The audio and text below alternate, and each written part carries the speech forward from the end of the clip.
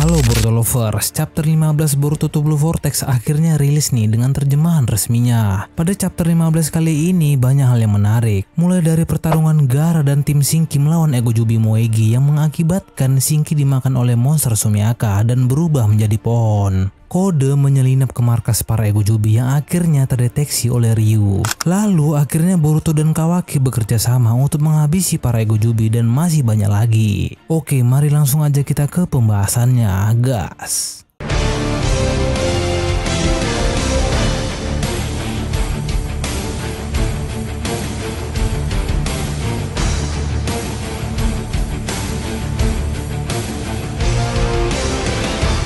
Pada chapter 15 ini berjudul Kehidupan yang Bergairah. Covernya diisi oleh Ego Jubi Ryu dan bertuliskan pasir hitam terseret dalam kekacauan. Di halaman awal di samping panelnya bertuliskan Shinki dan yang lainnya terperangkap oleh pasir. Apa yang sebenarnya terjadi? Chapter 15 kali ini diawali dengan flashback pertarungan Gaara dan tim Shinki melawan Ego Jubi Moegi. Shinki yang terperangkap pasir Gaara berkata, apa yang ayahanda lakukan? Tolong lepaskan belenggu pasir ini, izinkan kami ikut bertarung. Gaara pun menjawab, tidak bisa, kalian akan kuangkut sampai ke pintu keluar. Sebagai Kazekage, kuperintahkan pada kalian untuk segera lari dari sini.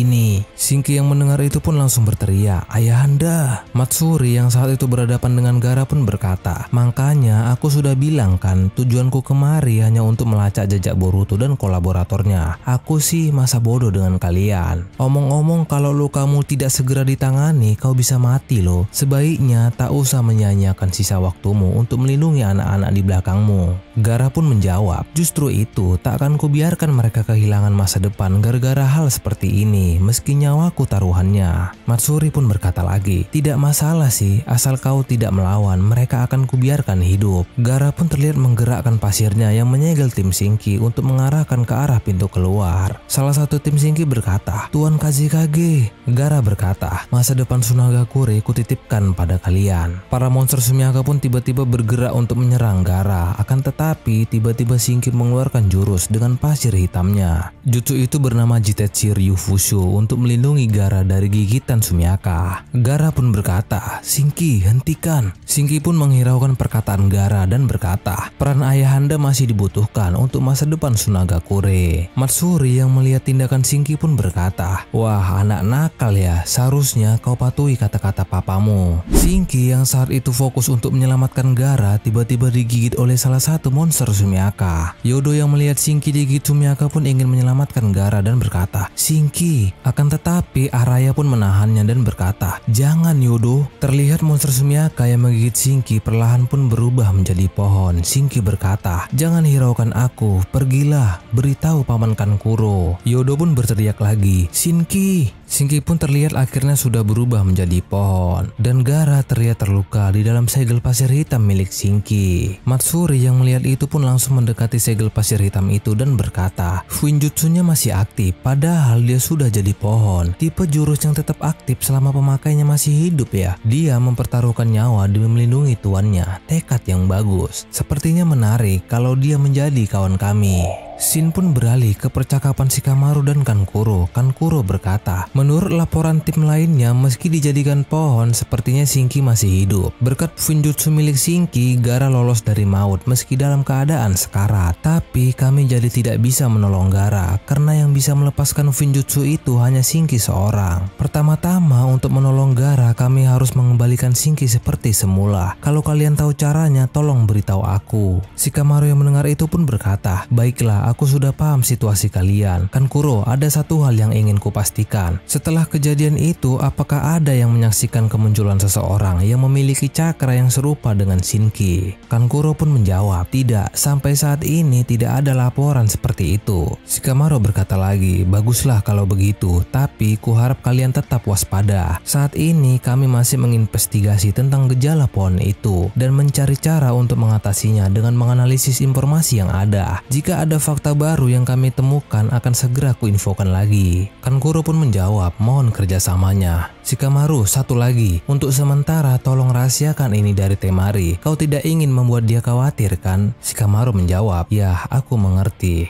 Sarada yang saat itu berada di ruangan Hokage dan mendengar percakapan mereka pun berkata, jangan-jangan jumlah makhluk itu semakin bertambah. Shikamaru menjawab, hal itu bisa saja terjadi. Kita harus mempertimbangkan berbagai kemungkinan. Dengar, begitu Boruto melakukan kontak dengan kalian, pastikan kalian melapor padaku. Seremeh apapun tidak masalah. Saat ini kita butuh informasi sebanyak-banyaknya. Sumire yang saat itu berada di ruangan Hokage pun berkata, baik. Shin pun kembali beralih ke markas para Gojubi. Ryu berkata, Ryu, apa itu namaku? Jura pun menjawab, ya aku yang mengusulkannya karena nama adalah informasi paling dasar yang kau butuhkan untuk membangun identitasmu. Ryu pun berkata lagi, Ryu, sepertinya Kak Jura paham seleraku, boleh juga. Matsuri yang mendengar itu pun berkata, sikap macam apa itu? Lalu tiba-tiba Ryu merasakan sesuatu dan berkata, kakak-kakak senior mohon tunggu sebentar. Terlihat pasir hitam Ryu bergerak menuju kubus. Dan ternyata di dalam kubus itu ada si Kode yang sedang bersembunyi. Ryu pun segera menariknya. Para Gojubi yang melihat itu pun kaget. Kode berkata,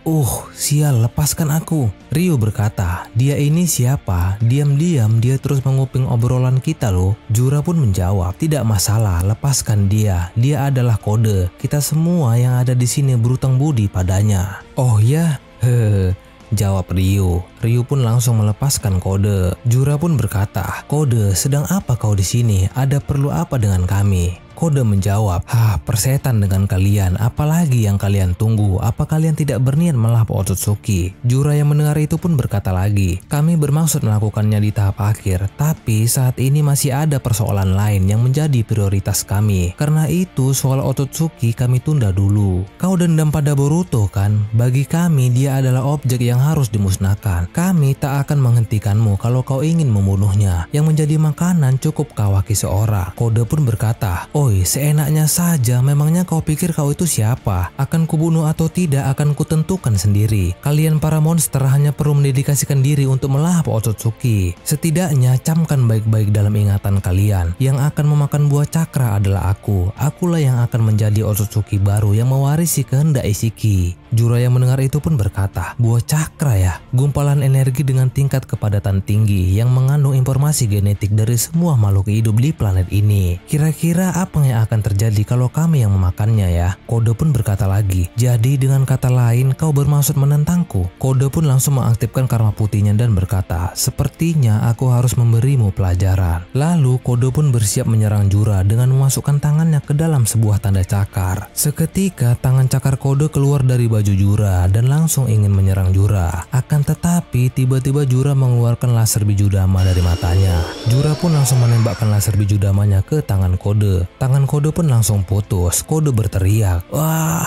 Jura pun berkata, Kode, kami berterima kasih padamu. Kau telah memberi kami kebebasan berpikir. Berkat hal itu kami dapat menikmati hari-hari yang penuh dengan stimulasi. Akan tetapi tampaknya kau sedikit kekurangan stimulasi dalam hidupmu. Karena itulah penyelamat kami, dengan penuh rasa hormat ku berikan sebuah tugas padamu. Boruto Otsutsuki dan juga kolaborator misterius yang membantunya aku ingin kau temukan dan habisi mereka. Sebagai imbalannya aku berjanji akan memberikan buah cakra padamu. Bagaimana? Dengan begini kehidupanmu yang membosankan itu jadi sedikit lebih bergairah kan? Dan terlihat Kode yang sedang kesakitan membalut tangannya yang putus dengan tanda cakarnya sambil berkata, brengsek. Mamushi yang melihat itu pun berkata, entah kenapa melihat sosokmu yang menyedihkan itu rasanya menyenangkan sekali. Kode pun berkata, monster-monster sialan, beraninya kalian mempermainkan aku. Tanpa kau suruh pun aku akan melakukannya. Akan kuhabisi Boruto dan temannya itu sekaligus. Ini janjiku. Apapun yang terjadi kau akan berikan buah cakra padaku. Camkan itu. Jura menjawab, dari lubuk hatiku yang terdalam kuharap usahamu membuahkan hasil. Aku jadi tak sabar menantikan kemana takdir akan membawamu. Kode pun terlihat bersiap pergi dengan tanda cakarnya dan berkata, tertawalah selagi kau bisa, karena pada akhirnya akulah yang akan menang. Ryu yang menyaksikan itu pun berkata, aku tidak suka gayanya. Kalau kami bertemu lagi, apa aku boleh membunuhnya? Jura berkata, tentu saja kau bebas melakukannya. Tapi saat ini ada hal lain yang harus kau pikirkan, Ryu. Naluri, dengarkan baik-baik suara naluri yang ada di dalam dirimu. Dengan begitu kau akan tahu sosok target yang harus kau makan.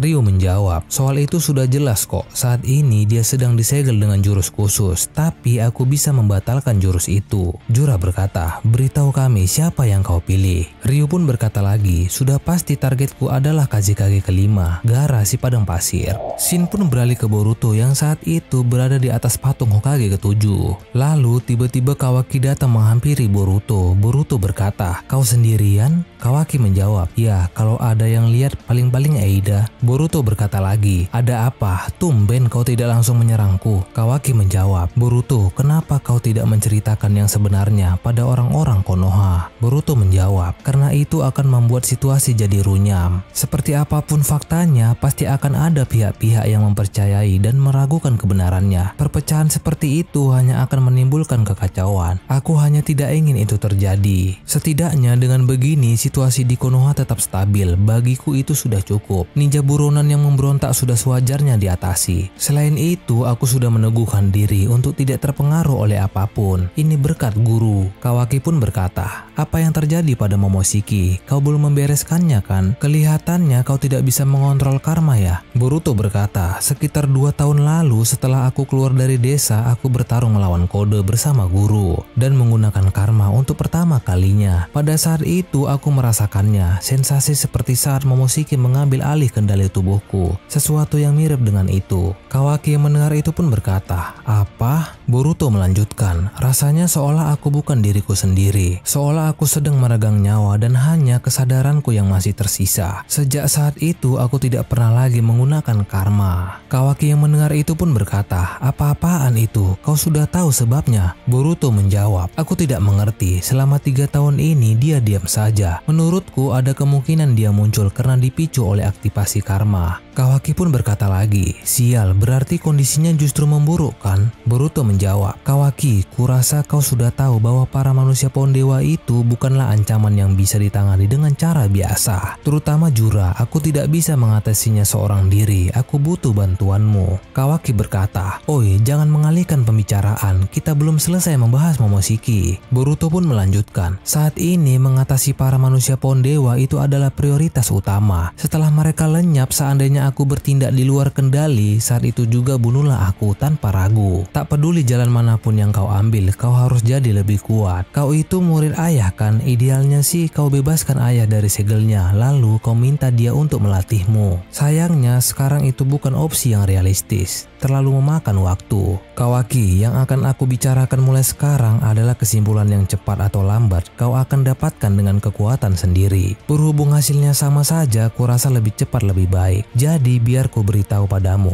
Tiba-tiba Kawaki memotong pembicaraan Boruto dan berkata, oi tunggu, kau bicara soal apa? Boruto melanjutkan, tanyakan pada Amado, dia menyembunyikan kekuatanmu yang sesungguhnya. Kawaki yang mendengar itu pun kaget dan berkata, apa? Boruto melanjutkan, dia melakukan penyesuaian pada kemampuan seranganmu dengan memasang limiter untuk meningkatkan kemampuan pertahanan dan regenerasimu hingga melampaui batas. Kawaki yang mendengar itu pun langsung kaget dan berkata, apa? Kakek sialan, itu karena dia tidak mau aku mati ya? Di saat yang sama, Amado pun melihat dan mendengarkan percakapan mereka melalui mata Kawaki. Amado berkata, cih Boruto, dari mana dia dapat informasi itu? Anak buah kata waktu itu jangan-jangan memang asli? Tidak, itu belum tentu. Sulit dibayangkan Koji masih hidup. Kalaupun dia masih hidup, memangnya apa yang bisa dia lakukan sekarang? Terlebih lagi, apa tujuannya?